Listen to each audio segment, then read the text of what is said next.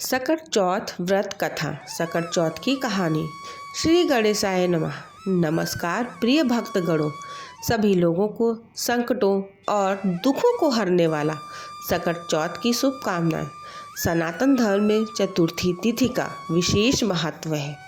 हर महीने यह तिथि 2 बार आती है और माघ मास के कृष्ण पक्ष की चतुर्थी को सकट चौथ, संकटी चतुर्थी, तिलकुट चौथ, तिल चौथ, तिलकुट चतुर्थी, माघ चतुर्थी, माघ संकष्टी चतुर्थी आदि नामों से भी जाना जाता है। यह वक्रतुंड चतुर्थी के नाम से भी जाना जाता है। इस पवित्र दिन पर भगवान श्री गणेश जी की आराधना की जाती है। सकट चौथ यानी गणेश जी का व्रत। माघ कृष्ण पक्ष की चतुर्थी को सकट चौथ का व्रत महिलाओं के लिए बहुत खास होता है। इसमें माताएं अपने पुत्र की लंबी उम्र, उत्तम स्वास्थ्य और समृद्धि की कामना करते हुए विघ्नहर्ता श्री गणेश जी की पूजा करती हैं और इस व्रत का पालन करती हैं और पूरे दिन निर्जल रहकर व्रत करती हैं। रात को चांद के आने पर व्रत खोलती हैं। सकट चौथ के अवसर पर तिल और गुड़ से बने तिलकुट का भोग भगवान गणेश को लगाया जाता है। इस दिन गणेश जी और चौथ माता की पूजा की जाती है। मान्यता है कि ऐसा करने से भगवान प्रसन्न होते हैं और मनुष्य के जीवन से सभी बाधाओं को दूर करते हैं और संतान को लंबी आयु मिलती है, उनके संकट टल जाते हैं। आज के इस वीडियो में हम सुनेंगे सकट चौथ के व्रत में पढ़ी जाने वाली कहानियों के बारे में। चलिए जानते हैं कि साल 2025 को सकट चौथ का व्रत कब रखा जाएगा और इसकी पूजन विधि क्या है। सकट चौथ पूजन का शुभ मुहूर्त क्या है। उदया तिथि के अनुसार सकट चौथ का व्रत इस बार 17 जनवरी 2025 को रखा जाएगा। सकट चौथ की चतुर्थी तिथि 17 जनवरी की सुबह 4:06 पर शुरू होगी और तिथि का समापन 18 जनवरी को सुबह 8:30 पर होगा। सकट चौथ के पूजन के लिए पहला मुहूर्त सुबह 5:27 से 6:21 तक रहेगा और दूसरा मुहूर्त सुबह 8:34 से 9:53 तक। साथ ही चंद्रमा को अर्घ देने का समय रात 9:09 पर रहेगा। सकट चौथ पूजन विधि। सकट चौथ के दिन भगवान गणेश के साथ साथ चंद्रदेव की भी पूजा का विधान बताया गया है। इस दिन व्रत रखने वाली महिलाओं को निर्जला व्रत करना होता है। इसके बाद रात में चंद्रमा के उदय होने के बाद महिलाएं चंद्रमा को अर्घ्य देती हैं और चंद्रमा की विधि विधान से पूजा करती हैं। इस दौरान महिलाएं हवन कुंड में हवन करने के बाद उसकी परिक्रमा करके चंद्रदेव के दर्शन करती हैं और चंद्रदेव और भगवान गणेश से अपने बच्चों की लंबी आयु और उनके जीवन में कोई कष्ट ना होने का आशीर्वाद मांगती हैं। नियमानुसार इस दिन का व्रत दूध और शकरकंदी खाकर खोला जाता है। इसके बाद अगले दिन व्रत करने वाली महिलाएं अन्न ग्रहण कर सकती हैं। इस दिन की पूजा में गणेश मंत्र का जाप करना बेहद फलदायी बताया गया है। गणेश मंत्र का जाप करते हुए 21 दूर्वा भगवान गणेश को अर्पित करना भी बेहद शुभ होता है। सकट चौथ व्रत कथा। सकट चौथ का व्रत भगवान गणेश को समर्पित है और इसे सच्चे मन से करने पर संतान, सुख और कष्टों से मुक्ति का वरदान मिलता है। व्रत के साथ सकट चौथ की कथा सुनना अत्यंत आवश्यक माना जाता है। तो आइए सुनते हैं एक साहूकार और साहूकारनी की कहानी। लेकिन दोस्तों, उससे पहले एक छोटा सा रिक्वेस्ट है कि अगर आपने अभी तक चैनल को सब्सक्राइब नहीं किया है तो ज़रूर कर लें, और अगर आपको वीडियो पसंद आए तो वीडियो को लाइक करें और कमेंट बॉक्स में श्री गणेशाय नमः ज़रूर लिखें। एक साहूकार और एक साहूकारनी थे। वह धर्म पुण्य को नहीं मानते थे। इसके कारण उनकी कोई संतान नहीं थी। एक दिन साहूकारनी पड़ोसी के घर गई। उस दिन सकट चौथ था। वहाँ पड़ोसन सकट चौथ की पूजा करके कहानी सुना रही थी। साहूकारनी ने पड़ोसन से पूछा, तुम क्या कर रही हो? तब पड़ोसन बोली कि आज चौथ का व्रत है, इसलिए कहानी सुना रही हूँ। तब साहूकारनी बोली, चौथ के व्रत करने से क्या होता है? तब पड़ोसन बोली, इसे करने से अन्न, धन, सुहाग, पुत्र सब मिलता है। तब साहूकारनी ने कहा, यदि मेरा गर्व रह जाए तो मैं 1.25 सेर तिलकुट करूँगी और चौथ का व्रत करूँगी।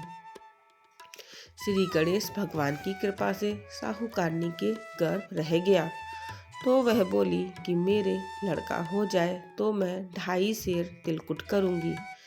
कुछ दिन बाद उसके लड़का हो गया, तो वह बोली कि हे चौथ भगवान, मेरे बेटे का विवाह हो जाए तो 5.25 सेर का तिलकुट करूँगी। कुछ वर्षों बाद उसके बेटे का विवाह तय हो गया और उसका बेटा विवाह करने चला गया, लेकिन उस साहूकारनी ने तिलकुट नहीं किया। इस कारण से चौथ देव क्रोधित हो गए और उन्होंने फेरों से उसके बेटे को उठाकर पीपल के पेड़ पर बिठा दिया। सभी वर को खोजने लगे पर वो नहीं मिला। हताश होकर सारे लोग अपने अपने घर को लौट गए। इधर एक दिन वह लड़की जिससे साहूकारनी के लड़के का विवाह होने वाला था, वह अपनी सहेलियों के साथ गणगौर पूजने के लिए जंगल में दूब लेने गई। तभी रास्ते में पीपल के पेड़ से आवाज आई, ओ मेरी अर्धव्याही। यह बात सुनकर जब लड़की घर आई, उसके बाद वह धीरे धीरे सूखकर कांटा होने लगी। एक दिन लड़की की माँ ने कहा, मैं तुम्हें अच्छा खिलाती हूँ, अच्छा पहनाती हूँ, फिर भी तू सूखती जा रही है, ऐसा क्यों? तब लड़की अपनी माँ से बोली कि वह जब भी दूब लेने जंगल जाती है तो पीपल के पेड़ से एक आदमी बोलता है कि ओ मेरी अर्धव्याही।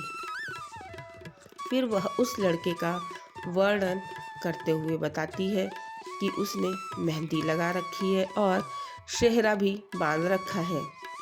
तब उसकी माँ ने पीपल के पेड़ के पास जाकर देखा, यह तो उसका जमाई है।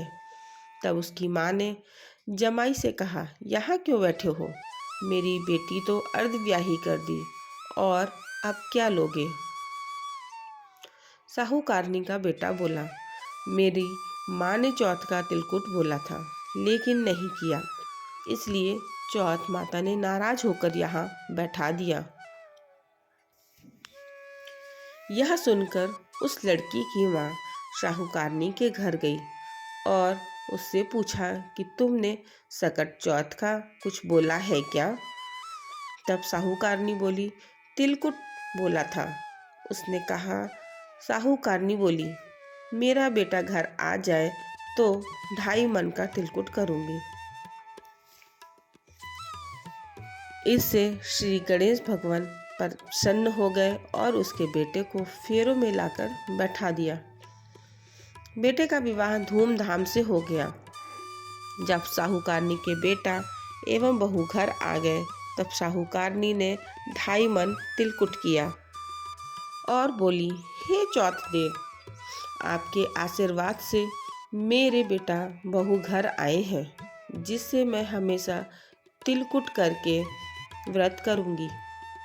इसके बाद सारे नगरवासियों ने तिलकुट के साथ सकट व्रत करना प्रारंभ कर दिया।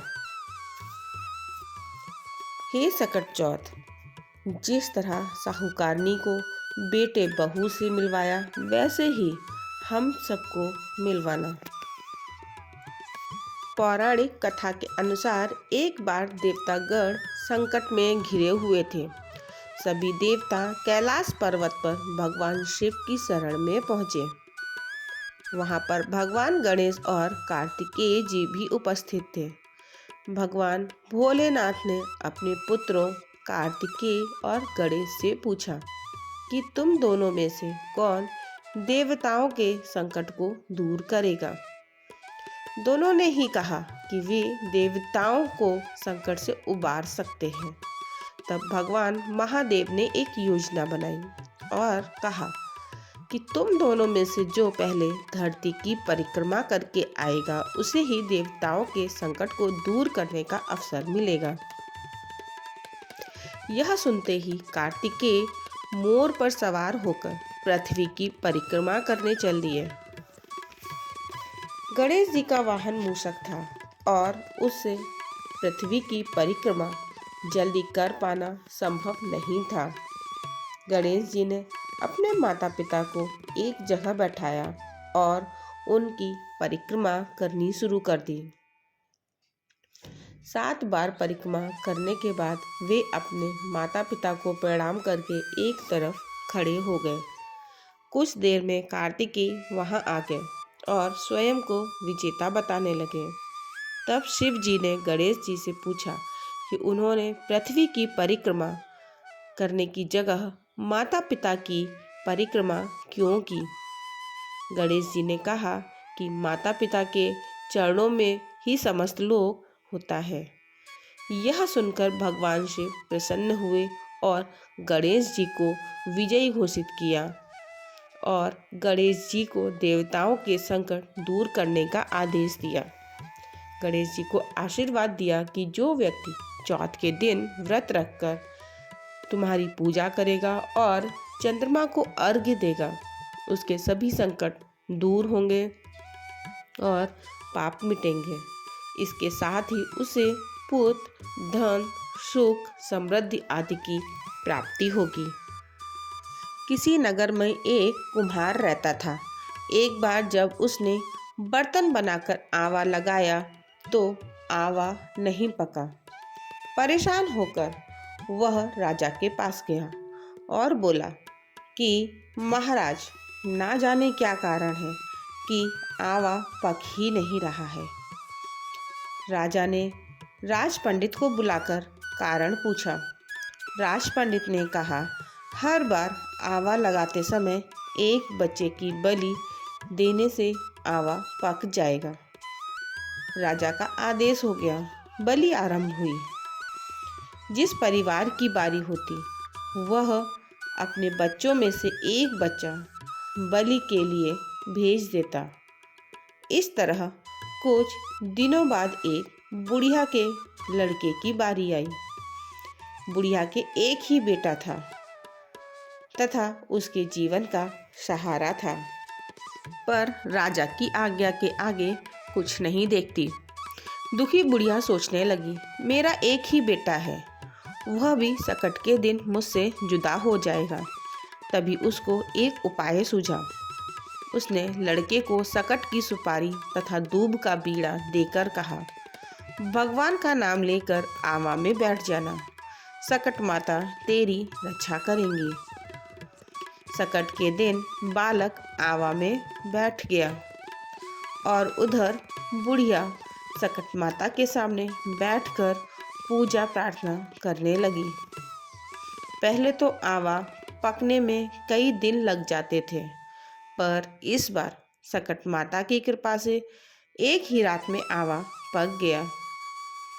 सवेरे कुम्हार ने देखा तो हैरान रह गया। आवा पक गया था और बुढ़िया का बेटा जीवित व सुरक्षित था। सकट माता की कृपा से नगर के अन्य बालक भी जी उठे।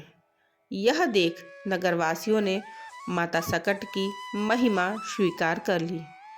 तब से आज तक सकट माता की पूजा और व्रत का विधान चला आ रहा है।